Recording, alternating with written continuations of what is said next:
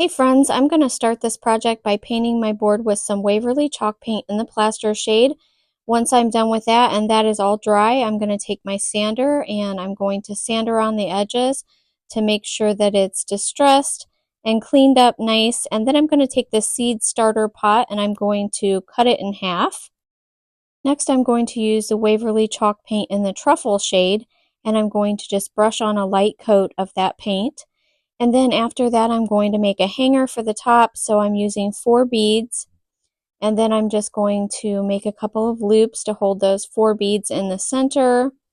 And then I'm going to attach that.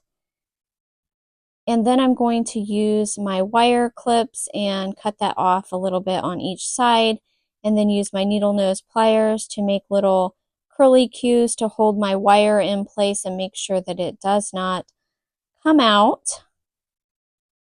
And then once I'm done with that, we're going to move on to the fun part.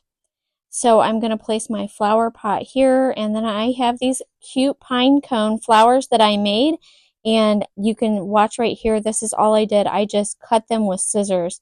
And once you cut it apart, it has a natural little center for your flower, and aren't they so cute? So then I just glued them in place, and I put some jute twine behind the flowers, and those are my stems. And then after I had my flowers placed, I pulled the jute twine down kind of tight, and then I glued it in place as well.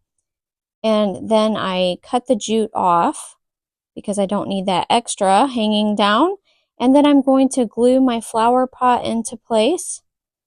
And then after that, I glued in some Spanish moss to fill in the empty space in the flower pot. And then I made a tag that says bloom. And I'm distressing my tag, and I used some distress ink also around the tag.